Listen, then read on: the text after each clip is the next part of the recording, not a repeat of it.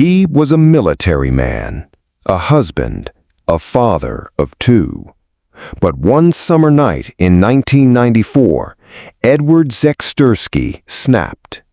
He beat his wife to death with a crowbar, nearly decapitated his 7-year-old son, then slaughtered his 5-year-old daughter with a machete. And after that, he calmly hopped on a flight to paradise, changed his name, and joined a religious commune. For months, he lived in peace, until the world saw his face on national TV. What makes a father turn into a cold-blooded killer?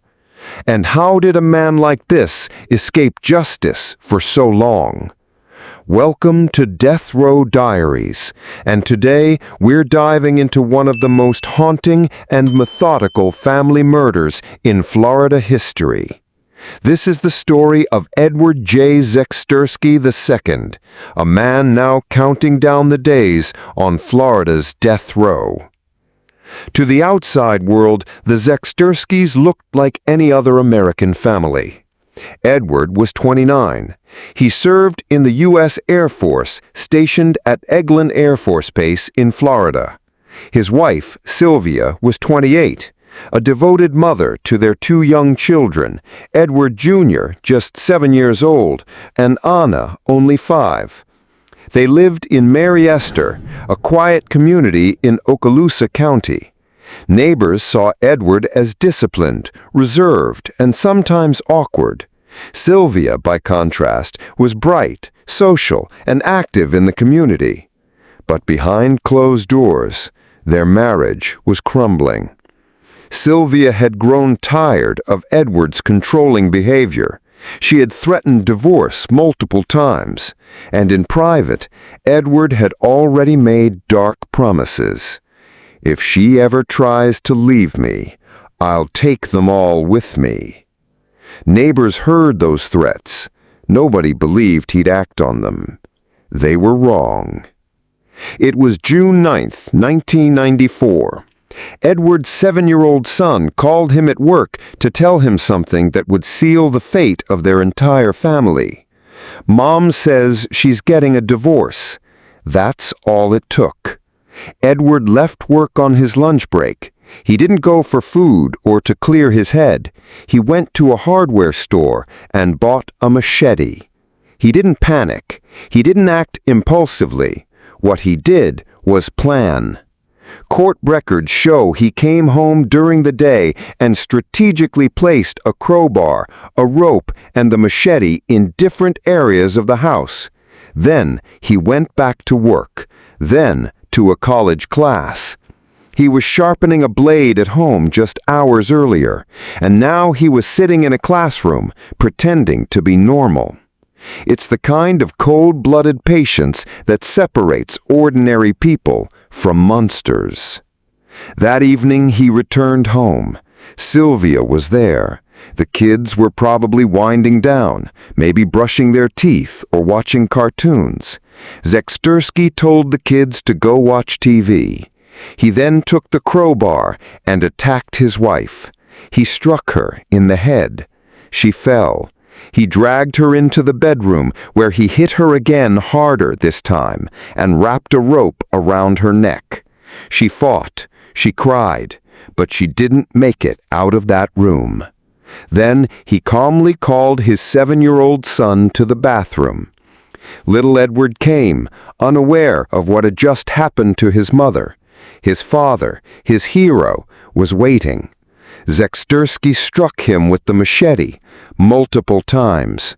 The child was nearly decapitated. Next came 5-year-old Anna. The details of her final moments are mercifully scarce in the court records. What we do know is that Zakrzewski killed her with the same machete. 3 lives, gone in a matter of minutes. Once the bloodshed ended, Zakrzewski didn't stay to grieve. He didn't call the police. He didn't write a note. He cleaned up, packed a bag, and fled. He drove to Orlando. From there, he boarded a flight to Hawaii. In paradise, he began a new life.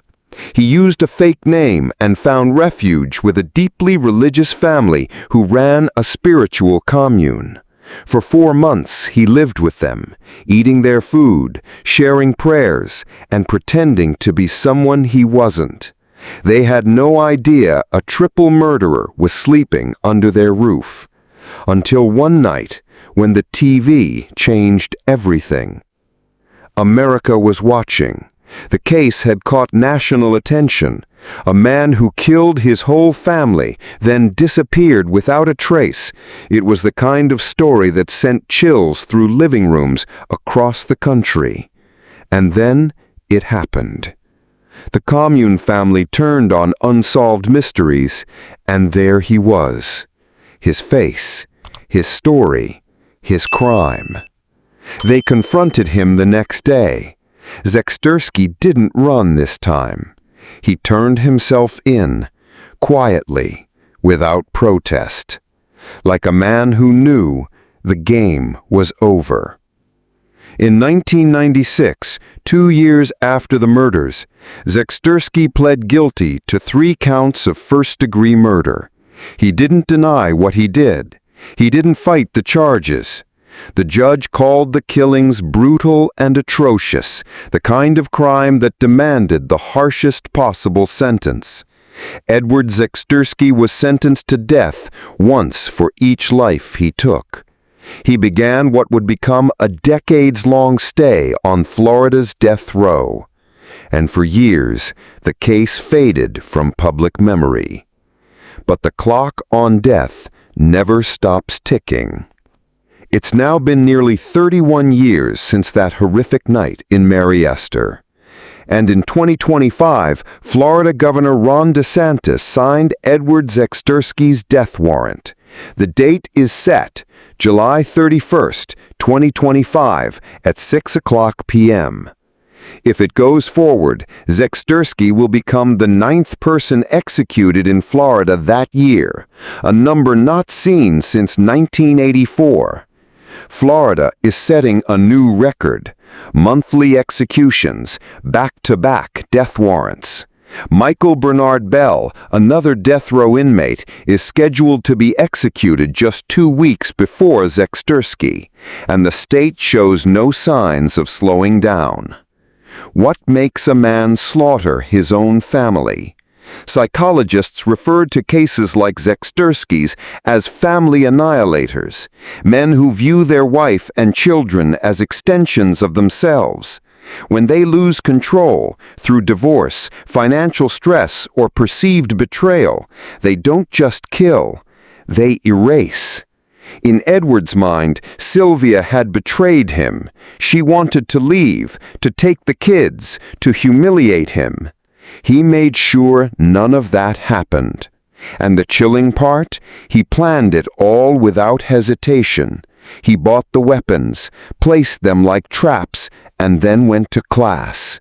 He didn't snap. He calculated. Zakrzewski now sits in a cell at Florida State Prison in Raiford, where executions are carried out. The date is creeping closer, July 31st.